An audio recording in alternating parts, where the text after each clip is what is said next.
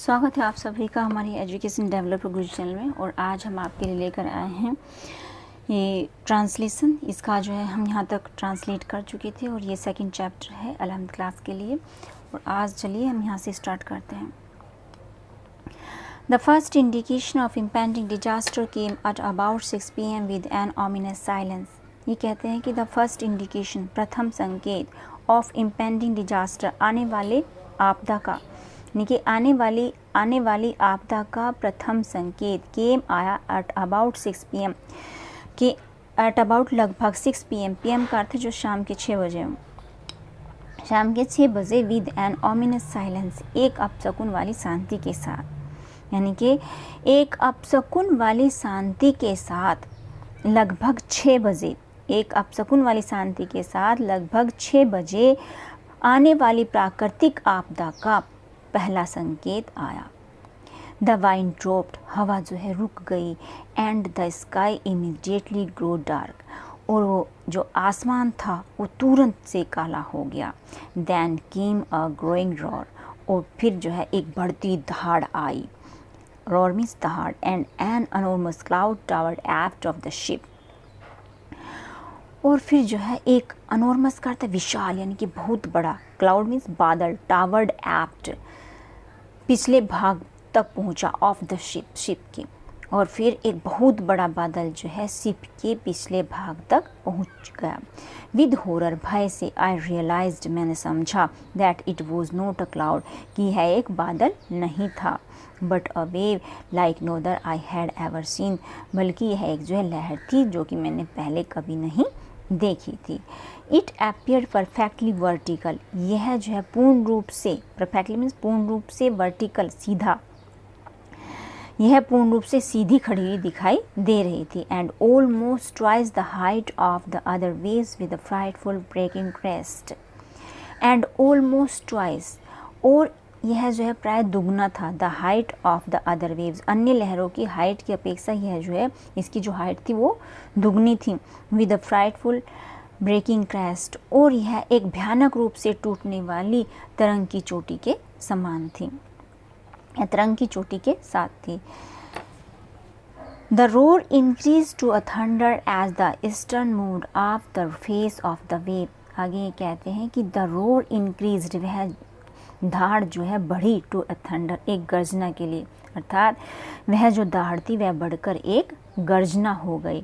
As the eastern move of the face of the wave, और जैसे ही eastern, यानी कि जो शिप का बैक पार्ट होता है, और जैसे ही शिप का बैक पार्ट जो है वेव के सामने आ गया, और जैसे ही शिप का बैक पार्ट वेव के सामने आ गया, एंड फॉर अ मोमेंट, और एक क्षण के लिए, आई थॉट, मैंने सोचा, we might ride over it, कि हम जो है इस पर चढ़ सकेंगे। But then a tremendous explosion shook the deck, but then, लेकिन तभी, एक ट्रेमेंडस, एक विशाल, ट्रेमेंडस का अर्थ है विशाल या बहुत बड़ा, एक्सप्लोजन, विस्फोट, शुक, हिला दिया, द डेक, डेक को, डेक बोलते हैं प्लेटफॉर्म ऑफ ए शिप, यानी कि जो शिप का प्लेटफॉर्म होता है उसको डेक बोलते हैं, यानी कि फिर तभी एक बहुत बड़े विस्फोट ने डेक को हिला दिया। ये जो है से की सेकेंड फॉर्म है। A torrent of green and white water broke over the ship. My head smashed into the wheel and I was aware of flying overboard and sinking below the waves. आगे ये कहते हैं कि a torrent, torrent का अर्थ है एक शक्तिशाली और तेज लहर, हरे और सफ़ेद पानी की एक शक्तिशाली और तेज लहर ओ ब्रोक ओवर द शिप, हमारी शिप पर टूट पड़ी, यानी कि वो हमारी शिप के ऊपर गिर गई। My head smashed into the wheel, और मेरा जो सिर था स्मैश्ड, वो टकरा गया, किससे, इनटू द व्हील, व्हील से, यहाँ पर व्हील का अर्थ स्टीयरिंग है, जो नाव का स्टीयरिंग था उसको व्हील बोला इन्होंने। तो मेरा जो हेड था वो जो है व्हील से टकरा गया। And I was aware of flying overboard, and I was aware of, में, और मैं सचेत था, ऑफ फ्लाइंग, कि मैं जो हूँ ओवरबोर्ड, कि मैं बोर्ड के ऊपर जो है उड़ रहा हूँ, and sinking below the waves, and sinking, और डूब रहा हूँ, बिलो द वेव्स, वेव्स के नीचे, और मैं वेव्स के नीचे डूब रहा हूँ। I accepted my approaching death, I accepted मैंने स्वीकार किया, माई अप्रोचिंग डेथ अपनी आने वाली मृत्यु को, मैंने अपने आने वाली मृत्यु को स्वीकार कर लिया। And as I was losing consciousness I felt quite peaceful. आगे ये कहते हैं कि एज जैसे ही आई वॉज लूजिंग मैं खो रहा था कॉन्शियसनेस अपनी चेतना को, और जैसे ही मैं अपनी चेतना को खो रहा था आई फेल्ट क्वाइट पीसफुल मैंने बिल्कुल ही अपने आप को शांत पाया या शांत महसूस किया। Unexpectedly my head popped out of the water. Unexpectedly अचानक से my head मेरा सिर popped out बाहर निकला, out means बाहर, of the water पानी से, अचानक ही मेरा सिर पानी से बाहर निकल आया। A few meters away कुछ मीटर की दूरी पर wave walker was near capsizing, wave walker जो है वो उलटने ही वाली थी। Her masters almost horizontal और उसके जो मस्तूल थे ऑलमोस्ट वो लगभग कैसे थे, वो हॉरिजेंटल यानी कि क्षितिज के समानांतर थे, यानी कि उसके मस्तूल जो है लगभग क्षितिज के समानांतर थे। देन अ वेव हर्ल्ड और अपराइट और फिर एक वेव ने हर्ल्ड मीन्स जोर से धक्का मारा, धक्का मारना या फेंकना, हर अपराइट उसको सीधा कर दिया, और फिर एक वेव ने जोर से धक्का मारकर उसको सीधा कर दिया। माई लाइफ लाइन और मेरी जो जीवन रेखा थी जर्क्ड उसको भी एक तेजी से धक्का लगा, टोट और वह कस गई। यानी कि ये कहते हैं कि उस वेव ने जो है उसको धक्का मारकर सीधा कर दिया और मेरी लाइफ लाइन को भी धक्का लगा, और वो धक्का लगने के कारण जो है वो टाइट हो गई। आई grab the guard rails, I grabbed, grab means पकड़ लिया, the guard rails, guard rails को, मैंने उन गार्ड रेल्स को पकड़ लिया। And sailed through the air into wave walkers main boom. आगे ये कहते हैं कि सेल्ड थ्रू और मैं गया, the air into wave walkers main boom. Boom का अर्थ जो है यहाँ पर जो पाल फैलाने के लिए एक डंडा होता है, तो उस डंडे से मतलब है कि मैं उस मेन बूम तक जो है हवा के ज़रिए यानी कि हवा में तैर कर गया।